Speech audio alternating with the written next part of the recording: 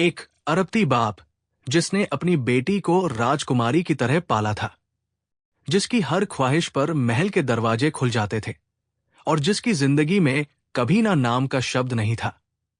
लेकिन उसी बाप ने एक दिन अपनी उसी बेटी की शादी कर दी, एक मामूली दर्जी से।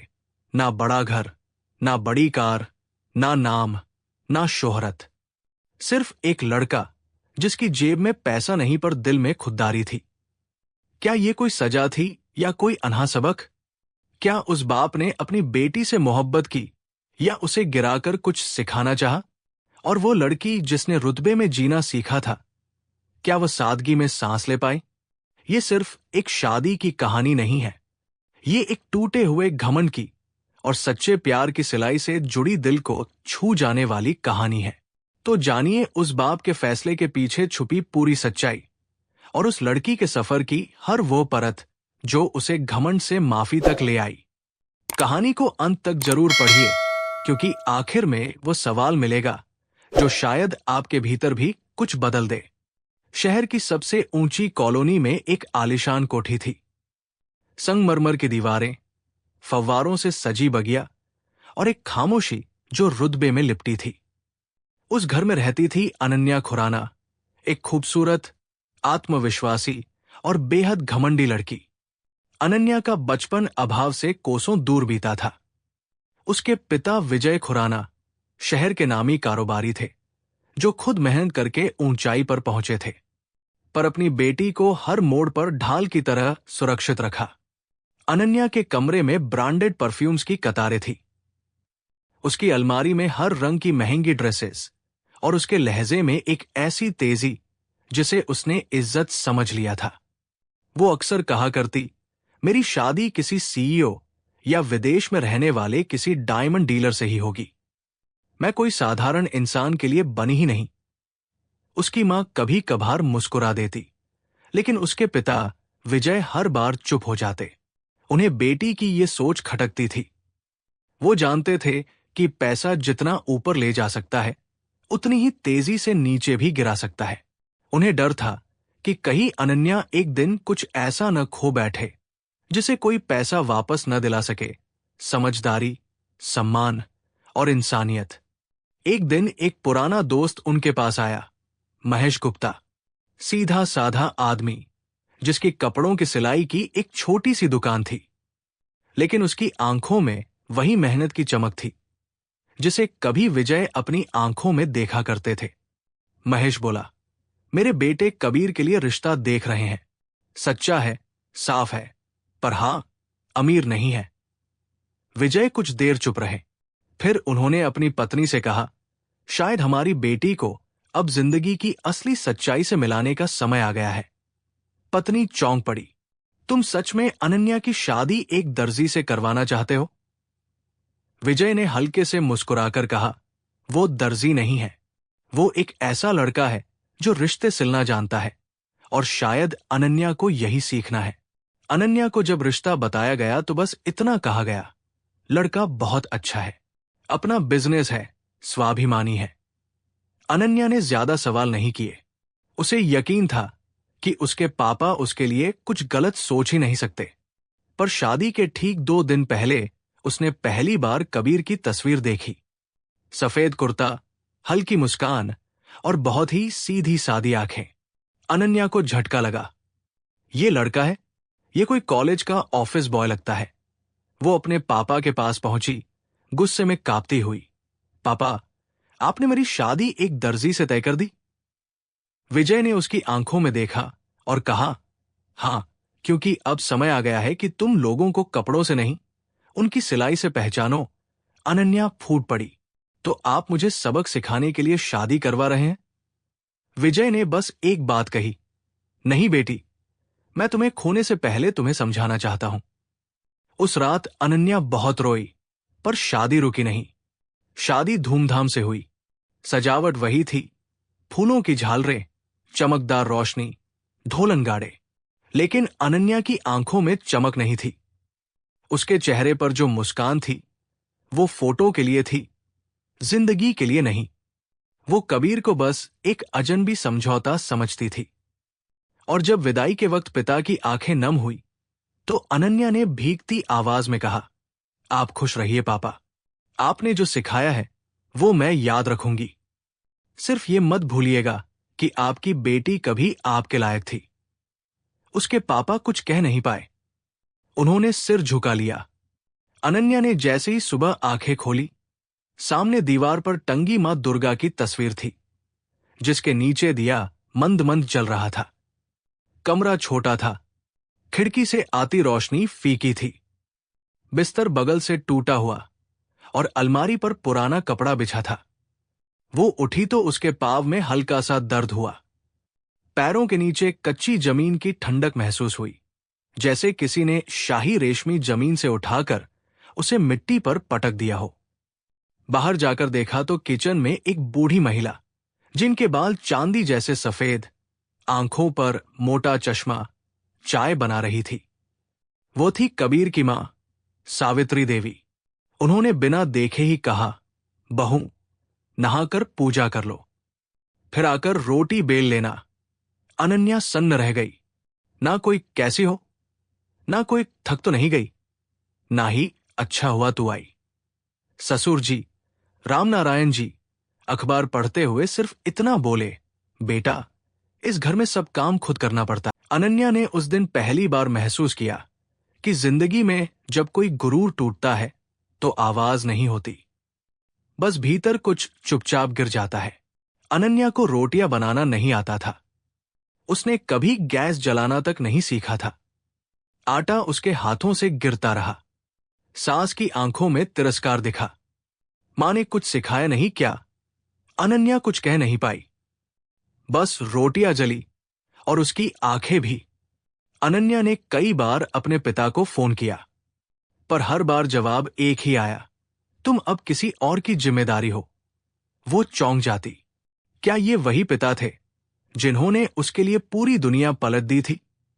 शायद विजय खुराना भी टूट चुके थे। उन्होंने अपनी बेटी को कुछ सिखाने के लिए जो फैसला लिया, वो अब उनके दिल में पिघलती आग बन गया था। वो मिलना चाहते थे, पर जानबूझकर नहीं मिलते थे। अगर अभी मिल लिया तो ये लड़की फिर कभी सीख नहीं पाएगी। दिन बीतते गए और अनन्या की आंखों से चमक उतरती गई।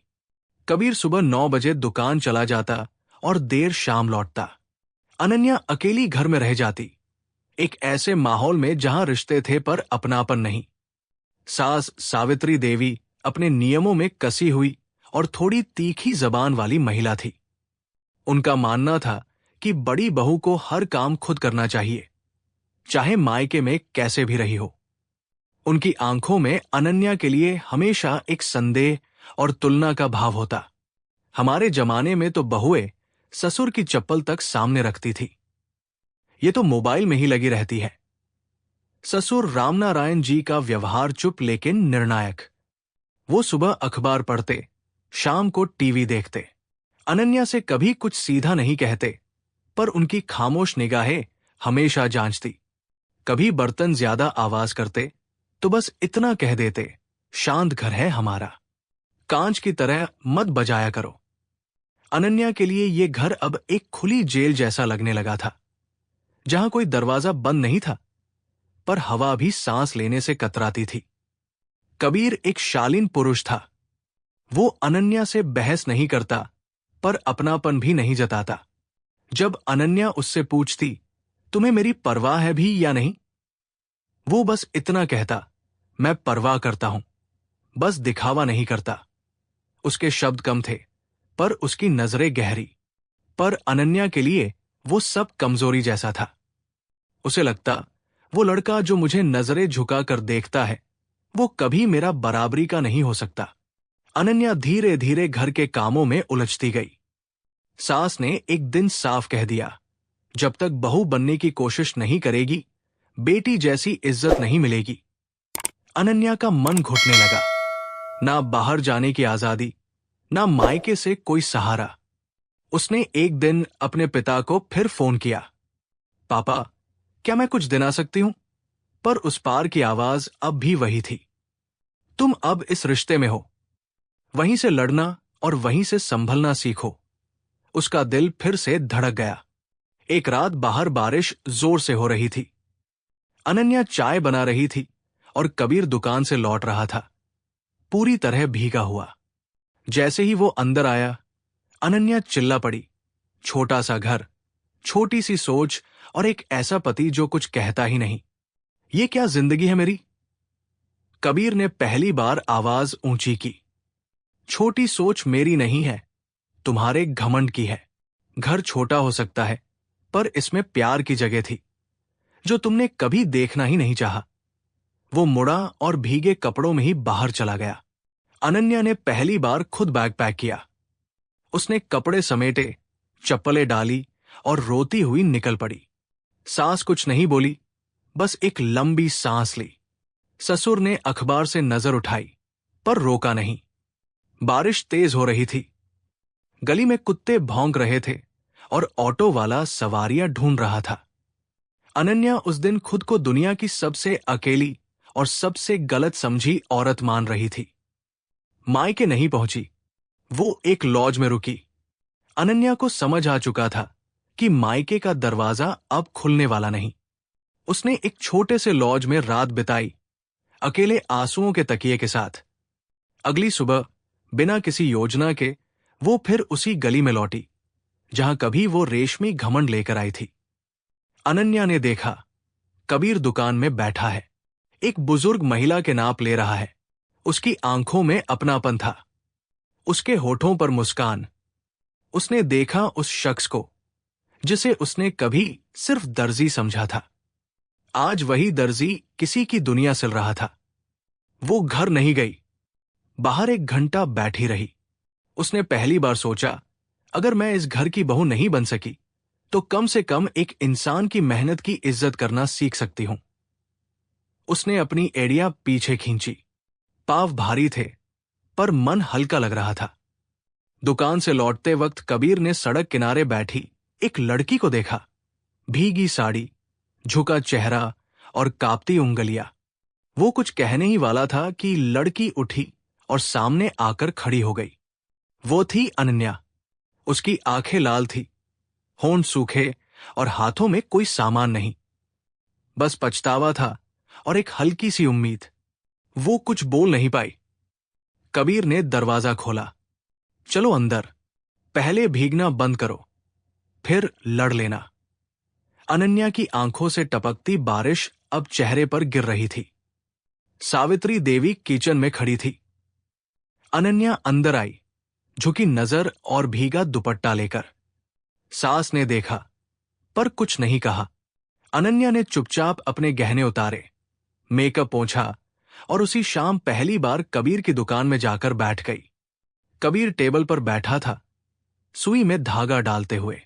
अनन्या उसके पास जाकर बैठ गई और कहा, मुझे सिखाओ कैसे ये धागा इतना छोटा होकर भी दो चीजों को जोड़ देता है। कबीर कुछ देर उसे देखता रहा, फिर कहा, जैसे इंसान थोड़ा झुकता है और तभी रिश्ता जुड़ता है। वो मुस्कुराई, पहली बार। अगली सुबह जब सावित्री देवी उठीं तो देखा कि बहू ने पूजा की थाली सजा दी है। रोटियां अभी भी गोल नहीं थी, पर कोशिश की महक रसोई में थी। सास ने एक रोटी उठाई और धीरे से कहा, अभी कच्ची है, पर झुक कर बनाई है, यही काफी है। अनन्या की आंखें भर आई। अनन्या अब दुकान आने लगी थी। वो कबीर की बगल में बैठती, ग्राहक का नाम लिखती, कपड़ा काटना सीखती। धीरे धीरे उसकी उंगलियां कढ़ाई की लय पकड़ने लगी। एक दिन उसने खुद एक कुर्ता सिला, सफेद रंग का, हल्की सिलाई, सिंपल नेक डिजाइन।